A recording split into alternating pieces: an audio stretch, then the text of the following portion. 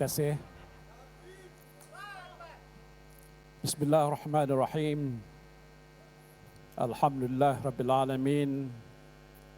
Wassalatu wassalamu ala ashrafil anbiya'i wal mursalin wa ala alihi wa sahbihi ajma'in. Allahumma salli wa sallim ala sayyidina Muhammadin al-Fatihi lima ughliq wal khatimi lima sabaq wa nasiril haqqa bil haqq wal hadi ila siratikal mustaqim wa ala alihi wa sahbihi haqqa qadrihi wa miqdarihil azim. Assalamualaikum warahmatullahi wabarakatuh. Saudara pengacara majlis yang berhormat Tan Sri Tuk Guru Haji Hadi Awang, Timbalan Pengurusi Perikatan Nasional yang juga Presiden PAS, yang berhormat Tan Sri Rais Yatim yang di-Ketua Dewan Negara, yang berbahagia Datuk Faizal Azumo, Pengurusi Perikatan Nasional Negeri Sembilan, yang berbahagia Tan Sri Anwar Musa. Saya mengambil kesempatan mengalu-alukan penyertaan beliau di dalam PAS dan juga Perikatan Nasional. Ahlan wa sahlan wa marhaba. Ahli-ahli yang berhormat di peringkat Parlimen dan Dewan Undangan Negeri, pimpinan-pimpinan Perikatan Nasional, yang berbahagia yang berhormat Datuk Azmin Ali, Ketua Penerangan Perikatan Nasional, Pengurusi Gerakan Negeri Sembilan, saudara-saudari yang saya hormati sekalian. Apa khabar semua? Saya harap ucapan akhir ini tidak menyebabkan saudara semua jatuh tidur lebih awal. Boleh tunggu sikit?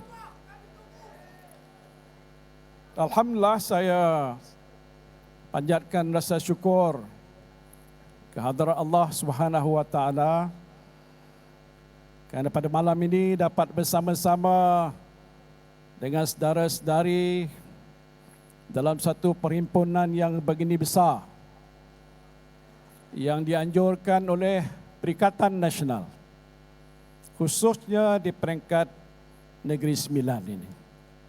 Terima kasih saya ucapkan pada Datuk Faizal ataupun Peja dan rakan-rakan pimpinan Perikatan Nasional Negeri Sembilan yang telah pun mengambil daya usaha untuk mengaturkan satu program yang amat penting ini untuk membolehkan rakyat Negeri Sembilan mengikuti perkembangan yang berlaku di tanah air kita, baik dia menyentuh soal ekonomi, politik, sosial dan sebagainya. Sebelum saya berucap tadi, saudara-saudari telah pun mendengar ucapan pemimpin-pemimpin yang lebih awal tentang apa yang sedang pun kita hadapi di negara kita pada waktu ini di bawah kerajaan perpaduan pimpinan Datuk Seri Anwar Ibrahim. Apa dia? Oh, Madanon. Sebenarnya saudara saya sekalian, walaupun kita berhimpun di sini sebagai rakyat Malaysia di Negeri Sembilan, kita sebenarnya berada dalam satu situasi yang amat sukar.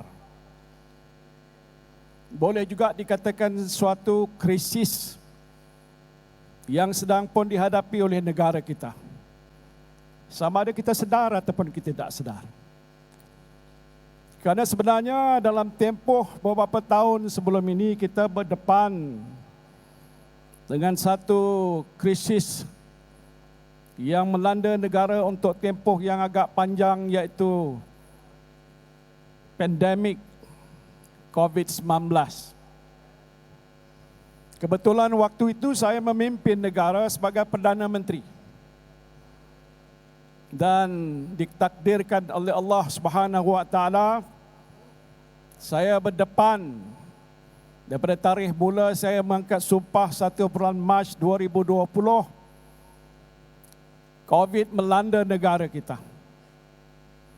Satu situasi yang tak pernah dihadapi bukan saja oleh negara Malaysia tetapi seantero dunia. Bagaimana nak menguruskan soal krisis kesihatan yang luar biasa? COVID-19 yang tidak diketahui oleh bukan saja kita rakyat biasa tetapi pakar-pakar perubatan dan kesihatan seluruh dunia. Tapi apapun saya tidak nak menceritakan panjang sangat tentang hal itu, kata kita semua terlibat secara langsung. Tidak ada seorang pun yang saya fikir ada di sini dan di mana-mana terkecuali. Siapa di sini yang tidak dapat suntikan COVID-19, angkat tangan. Semuanya. Jadi bermakna saudara berhutang dengan Kerajaan Perikatan Nasional kena bagi sokong 100% dalam pilihan raya yang akan kita hadapi tidak berapa lama lagi. Saya menyentuh soal itu bukan kerana apa. Kerana itu adalah satu ujian bagaimana kerajaan yang dipilih ataupun tidak dipilih tetapi diangkat untuk menjadi kerajaan di waktu itu memikul suatu amanah dan tanggungjawab yang mesti dilaksanakan dengan sebaik-baiknya. Bukan saja kita berhadapan dengan masalah krisis kesihatan, kita berhadapan dengan krisis ekonomi yang amat teruk sekali. Ramai yang tidak dapat bekerja, ramai peniaga terpaksa berhenti daripada menjalankan perniagaan mereka. Pak Cik Saleh, Mak Cik Kiah, ada tak kat sini nama Mak Cik Kiah? Saya cuma ulang ini untuk nostalgia, memperingatkan kita dalam tempoh yang tidak berapa lama dahulu. Dan itu telah membawa kesan yang cukup besar kepada ekonomi negara kita. Ramai yang tidak punya pendapatan, malahan dengan sebab mereka tidak boleh bekerja terpaksa tinggal di rumah. Jangan pergi ke mana-mana, stay at home. Ingat lagi? Masih ingat orang di Sembilan ni. Bukan kerana apa, ialah kerana situasi dan keadaan luar biasa.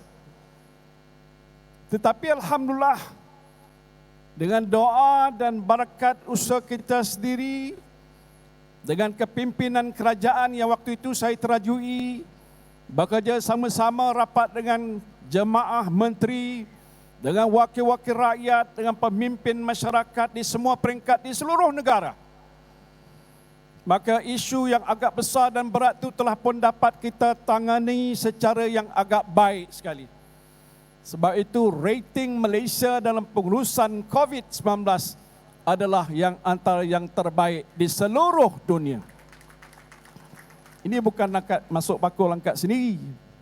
Tapi ini hakikat kenyataan yang juga disahkan oleh World Health Organization. Tindakan-tindakan yang kita ambil walaupun menyukarkan waktu itu berkesan untuk menyelamatkan jutaan nyawa rakyat Malaysia. Dan digabungkan sekali dengan tindakan yang kita ambil yang agak tak pernah berlaku dalam sejarah negara. Mengeluarkan 8 pakej ransangan untuk membangun dan membina semula ekonomi kita yang hampir-hampir runtuh pada ketika itu. Ya, kita terpaksa dengan PKP nak buat macam mana? Kalau kita biarkan, maka kemungkinan sebahagian besar daripada rakyat kita akan terkesan dengan masalah COVID, meninggal dunia dan sebagainya. Kita tidak ada pilihan. Walaupun Anwar Ibrahim bagi saya label saya, dia kata saya ni bapa PKP. Yang ni depan saudara ni. Sebenarnya kalau kita meneliti balik pada soal apa yang telah pun kita lakukan, kalau tindakan-tindakan yang kita ambil itu tidak kita laksanakan di waktu yang agak genting dan kritikal. Saya tidak boleh nak mengandaikan bagaimanlah situasi negara kita pada waktu itu dan impak dan kesan yang dihadapi oleh negara pada waktu sekarang ini. Mungkin lebih teruk daripada itu. Kita keluarkan 830 bilion nilaian pakej ransangan. Datuk Seri Anwar Ibrahim bila jadi Perdana Menteri awal-awal kata, saya dah ambil duit masuk poket saya ataupun pihak PN waktu itu 600 bilion. Satu pembohongan pertama yang telah disebut oleh Datuk Seri Anwar Ibrahim. Kita tak ambil tindakan saman pun. Tetapi yang saya nak ceritakan di sini ialah bukan soal yang sudah pun berlalu itu. Tapi nasib baik dengan tindakan tegas. Kami dalam jemaah menteri, Datuk Azmin ada di sini. Siapa lagi ada di sini? Datuk Taki ada di sini. Datuk Peja di sini. Biar ramai. Bermesyuarat hampir tiap-tiap hari dan malam. Apa sebab? Karena kita berada dalam keadaan krisis. Dan sebab itulah kita mengambil satu langkah yang agak luar biasa. Alhamdulillah lepas tempoh hampir lebih 2 tahun, kita keluar daripada situasi yang dikatakan keadaan pandemik COVID dan hampir-hampir sudah pun pulih pada hari ini. Yang saya nak sebutkan sekarang ini saudara ialah selepas COVID itu berlalu, kesan kepada rakyat jelata masih tidak hilang lagi. Waktu dahulu kita mempunyai sejumlah hampir dia kata 40% pada jumlah penduduk dalam negara kita tergolong dalam golongan B40. Sebab tu dipanggil 40% tu B40. Siapa dia B40? Siapa dia? Mereka yang ditafsirkan mendapat pendapatan kurang daripada RM2,300 kalau tak silap saya. Itu ambang yang ditetapkan oleh Economic Planning Unit kalau tak silap saya. Dan sebahagian besar itu adalah orang-orang Melayu kita, termasuk orang di Negeri Sembilan ni, berada dalam keadaan yang miskin. Tetapi kesan daripada masalah COVID yang kita hadapi, jumlah peratusan kemiskinan sudah bertambah. Minta maaflah, jangan salahkan saya. Dan ikut kiraan satu badan bebas membuat kajian yang dinamakan Mindshare, membentangkan satu laporan kepada saya bahawa dalam tinjauan yang sudah pun mereka lakukan, peratusan orang yang miskin sudah meningkat dan bertambah kepada hampir 61%. Saya nak tanya lagi, daripada 61% itu, siapakah kumpulan ataupun kaum yang terbanyak sekali? Jawab, siapa? Orang Melayu. Maknanya kelompok orang Melayu yang sudah jatuh miskin, tidak mempunyai pendapatan, tak ada kerja, tak cukup makanan, tak dapat menyara keluarga, tak boleh bantu anak masuk universiti, tak boleh membiayai kos-kos hidup yang lain. Semakin hari semakin meningkat dan bertambah. Mereka yang duduk dalam kategori M40, M itu medium, pertengahan. Dulunya 40%. Sekarang yang 40 dah tinggal hanya hampir 18% saja. Mana pergi yang baki? Sudah jatuh kepada kumpulan B61. Faham tak? Saya cakap ni bukan telur Negeri Sembilan. Cakap bahasa Johor. Standard, bahasa standard. Jadi persoalan yang saya nak sebutkan sini, situasi selepas COVID dan lepas saja diambil alih oleh pentadbiran kerajaan Datuk Ismail Sabri, selepas PRU yang lepas terbentuk kerajaan yang disebutkan Kerajaan Madanon ini. Nak kata kerajaan perpaduan, kata orang Kelantan, pun tak tentu lagi. Ada perpaduan ke? Kami ini dalam parlimen, ni ada parlimen ramai kat sini, sebahagian dah balik tadi. Duduk di sebelah sini pembangkang, tengok di sebelah sana, Tak nampak kemesraan. Tak ada rasa seronok bersama-sama. Tak ada rasa riang-ria. Pasal hak di situ, kata orang Kelantan pun ada Pakatan Harapan, ada DAP, ada Amanah, ada pula UMNO mencelah kat situ juga. Macam mana dia agak pergi masuk kat situ? Itu cerita panjang lain. Jadi disebabkan masalah begini, sekarang ni kita berada di sini. Dalam satu pentadbiran kerajaan, waktu saya mereka kata kerajaan gagal. Saya nak tanya tuan-tuan hari ini, kerajaan hari ini berjaya ataupun gagal? Sekali lagi, berjaya ke gagal? Sekali lagi, berjaya ke gagal?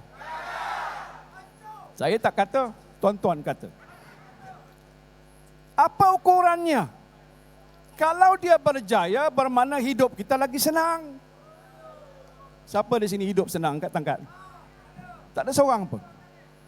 Teruk juga Negeri Sembilan ni. Pasal Negeri Sembilan pun ditadbirkan oleh sebahagian daripada Pakatan Harapan ataupun Kerajaan Madanon tu. Keadaannya tidak bertambah baik. Tadi Datuk Taki dah ceritakan, dah 6 bulan dah. 6 bulan, ni satu tempoh yang panjang. Biasanya bila sebuah kerajaan terbentuk, kita biasa tetapkan 100 hari yang pertama. The first 100 days.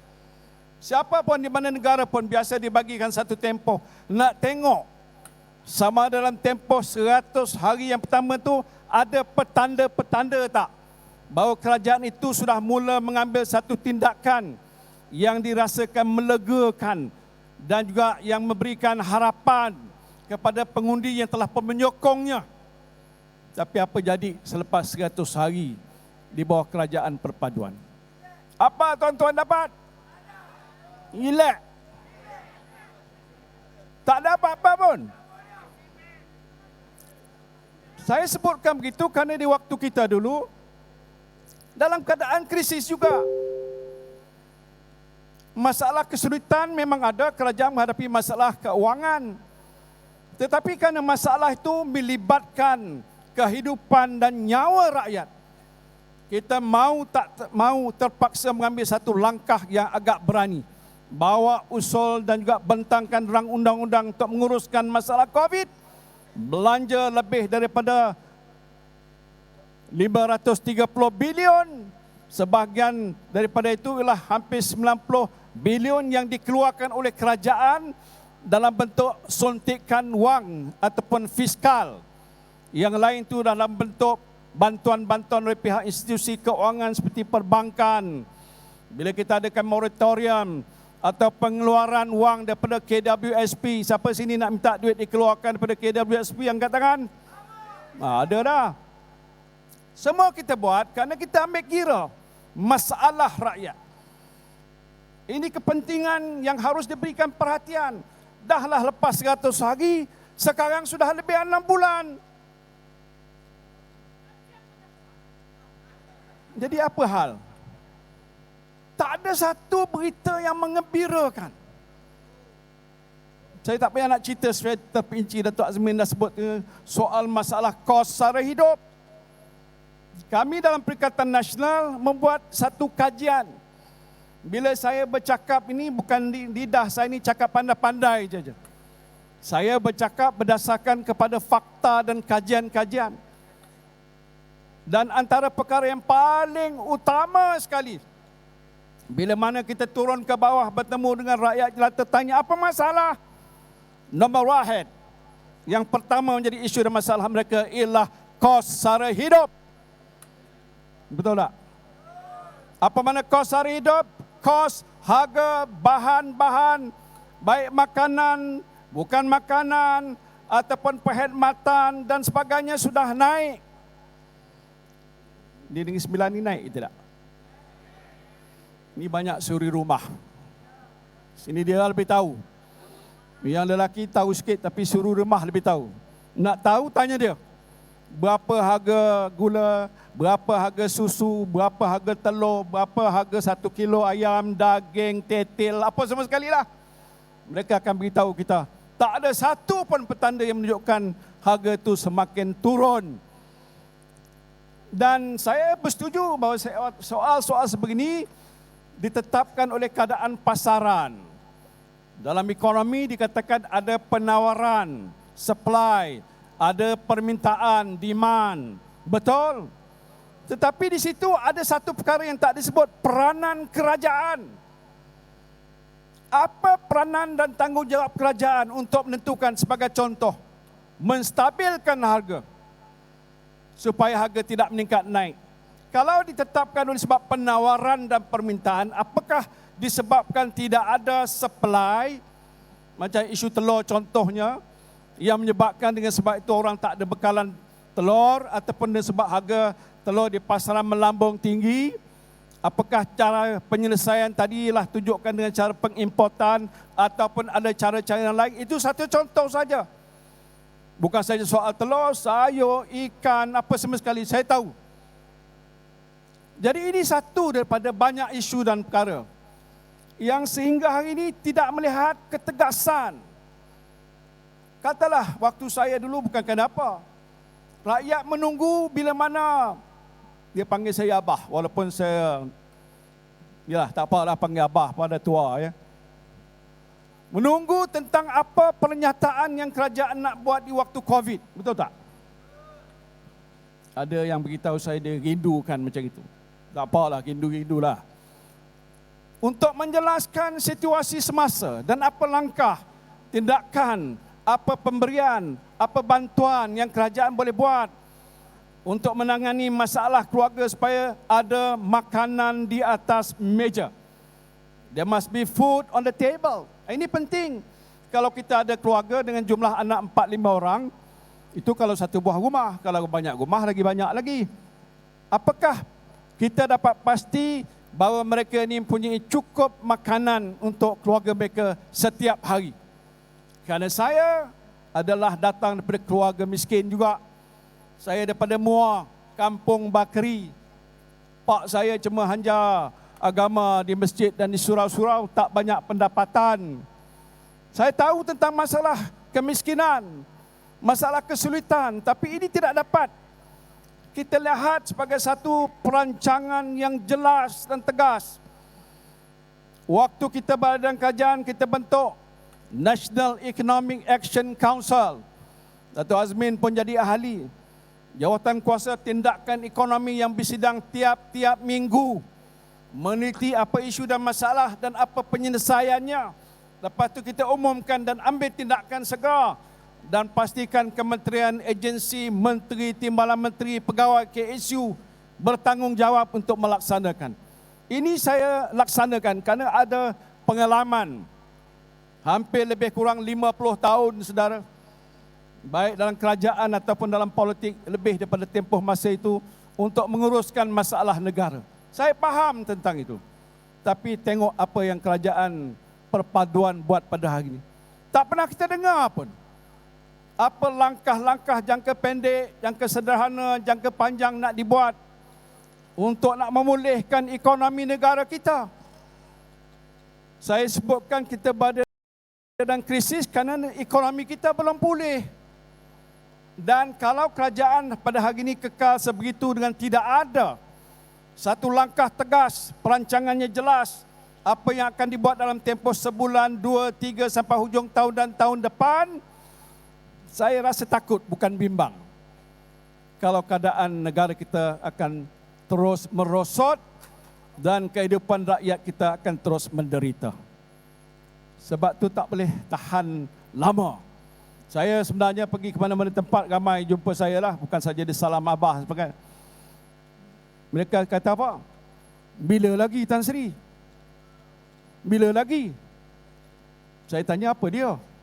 Yalah bila lagi nak ambil alih kerajaan ni? Betul tak? Pasal apa? Tak tahan. Kerja tak ada, pendapatan tak ada, barang mahal, anak saya nak pergi sekolah susah, nak pergi masuk universiti tak ada duit nak bayar. Pendaftaran dan pelbagai-bagai isu dan masalah. Saya dengar itu. Saya kata senang aja, beritahu wakil rakyat awak lah. Adu pada mereka. Boleh tahan lama macam ni tidak? Kalau tak tahan lama, kok apa duduk kat situ? Faham tak? Faham? Yang itu kena cerita lain sikit. Itu kena cerita lain. Jadi ini persoalan. Saya boleh sebutkan banyak-banyak isu lain. Tapi bagi saya yang paling utama, bila mana nak ada PRN di 6 buah negeri yang menjadi sebahagian penting daripada negara kita, ini hari penentu. Penentu supaya rakyat boleh memberikan isyarat yang jelas. Walaupun dia bukan PRU, PRU sudah berlalu. PRU mungkin lagi 4 tahun akan datang, akan tiba, dan insyaAllah di PRU yang ke-16, Perikatan Nasional kembali semula ke Putrajaya. Tak begitu. Sementara belum sampai ke situ, kita berhadapan PRN. Negeri Sembilan salah satu daripadanya, yang ditadbir urus oleh Pakatan Harapan. Ada UMNO ke dalamnya? Tak ada. Oh, tak ada UMNO. DAP dan sebagainya. Jadi oleh sebab itu kita nak menunjukkan ini satu ketika yang penting, rakyat nak memberi isyarat yang jelas. Kalau tidak ada tindakan-tindakan tegas dan segera diambil untuk menyelesaikan masalah kita semua di seluruh negara, terutamanya kumpulan-kumpulan orang-orang Melayu dan bukan Melayu yang miskin, yang susah, bagi syarat jangan pangkah langsung pada pihak PHBN ini. Boleh tak? Nak pangkah siapa? Perikatan Nasional. Saya tubuhkan Perikatan Nasional. Dan saya tahu kalau hanya setakat menubuhkan bersatu, yang saya pun tubuh selepas saya ditenang keluar oleh bosku.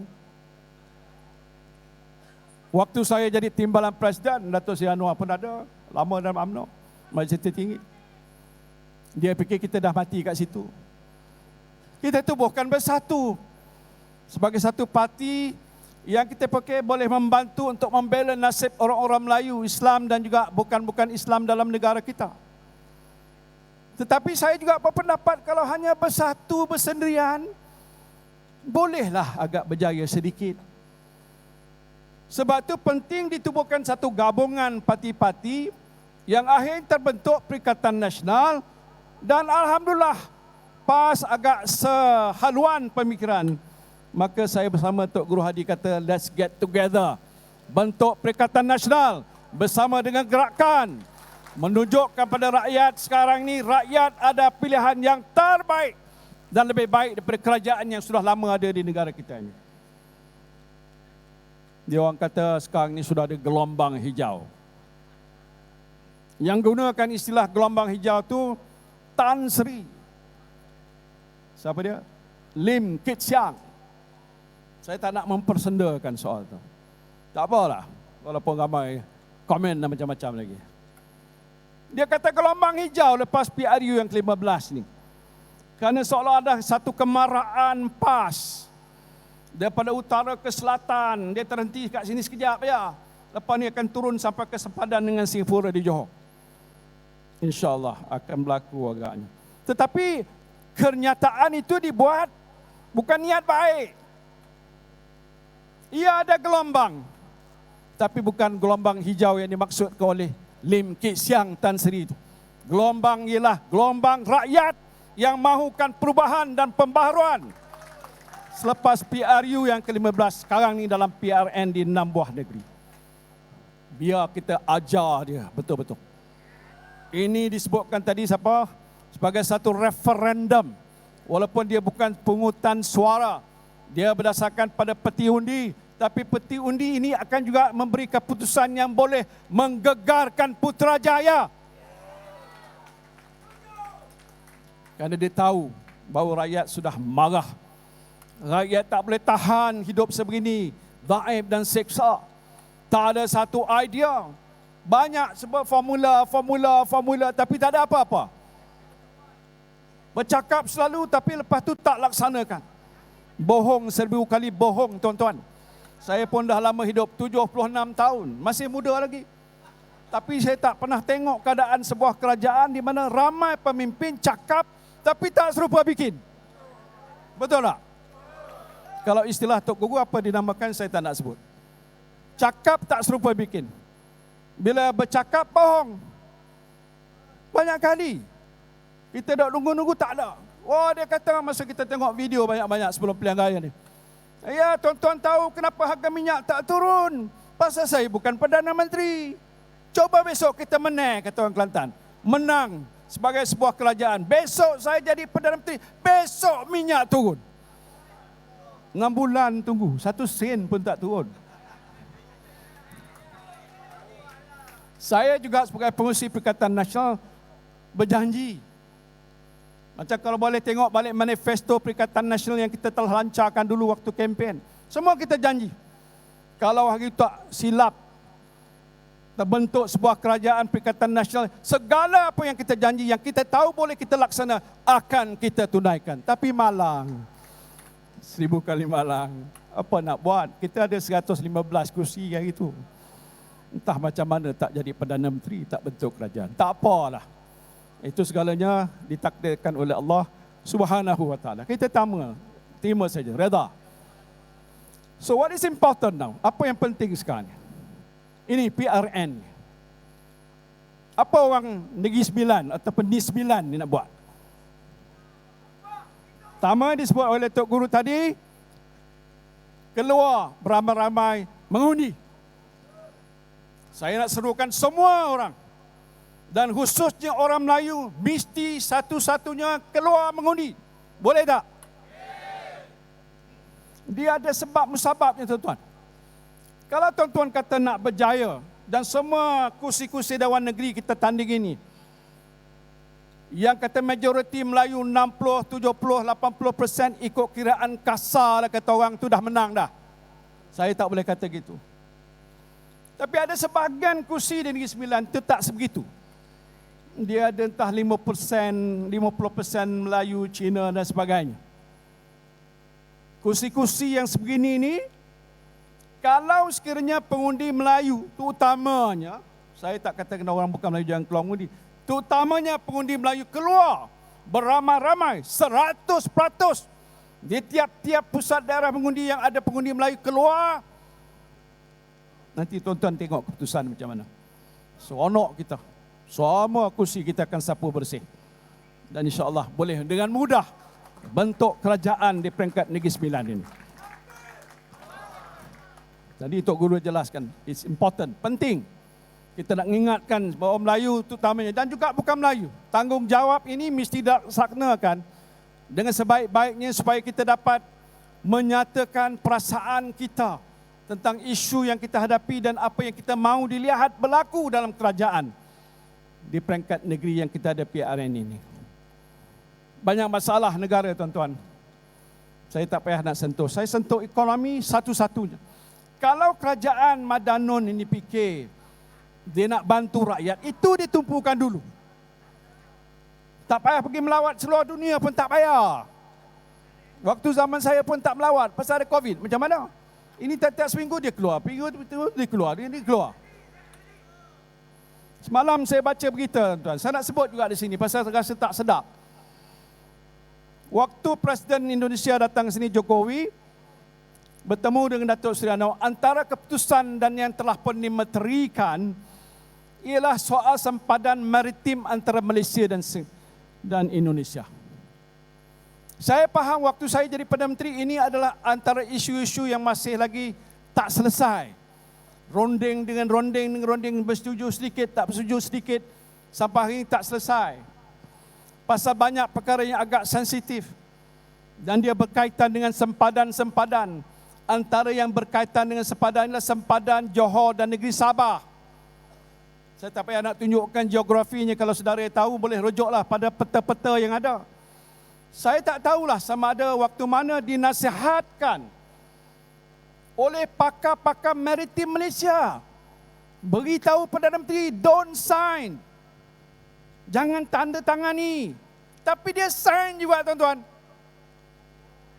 Saya ni sebagai Perdana Menteri dulu, kalaulah saya kata saya nak ikut apa kehendak saya buatlah. Tapi dalam perkara-perkara yang menyebut soal dengan isu yang berkaitan dengan sovereignty, sempadan antara bangsa dengan negara-negara lain, tak boleh buat putusan dengan mudah. berkompromi sehingga kita menyebabkan kawasan-kawasan kita dah diambil alih oleh orang lain. Saya tak menuduh Perdana Menteri ini. Saya nak minta dia beri penjelasan ataupun beri kenyataan dan keterangan kepada rakyat. Saya terbuka dan tak payah diselindungkan. Apa yang dia telah meterai dan perjanjian itu. Kerana ada laporan yang beritahu pakar-pakar maritim nasihat Perdana Menteri jangan sign.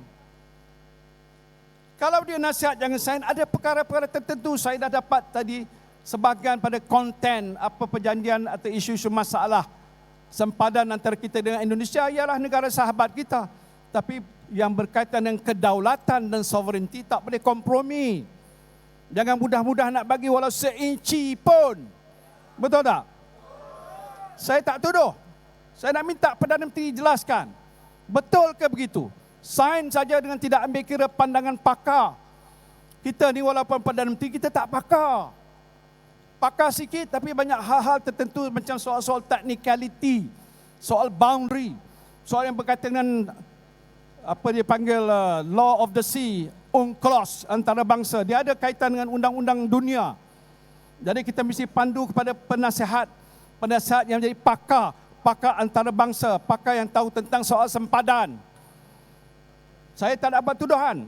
Tapi kalau dia berani, dia beritahu. Modin jangan nak tuduh aku, dia kata. Nanti aku saman kau. Saya tak kata itu kan. Dengar tak? Saya nak minta dia pergi penerangan. Ahli-ahli parlimen ada, mungkin YB Arau ada lagi. Lagi ada dekat sini. Boleh bangkitkan di parlimen. Tanya dan jelaskan. Nothing to hide. Itu satu sajalah. Saya tak nak sebut. Dulu dia ada sebut balik daripada negeri China. Dia kata jumpa dengan Xi Jinping. Kita sedia berunding tentang soal isu-isu yang menjadi masalah perairan Malaysia dengan negara China. Tak betul. Kita bila dah wilayah kita ni, macam Negeri Sembilan ni, jangan kacau. Kalau Selangor nak ambil sebahagian tanah kita, macam-macam boleh berlaku. Kan? Itu kita di sini. Tapi di peringkat antarabangsa dan sepadan antarabangsa dengan negara-negara yang lain, walaupun jiran dan sahabat, kita mesti pertahankan hak dan kedaulatan kita sendiri. Dekat jam dah dekat hampir pukul 12. Biasa waktu kempen ditahan, tapi ini bukan waktu pilihan raya kan. Tapi tak apalah, saya cuma nak jelaskan situ tentang masalah kita ini. Jadi sebab itu penting pertama bila sampai katanya Dewan Negeri Sembilan ni akan dibubarkan, saya tak tahu bila.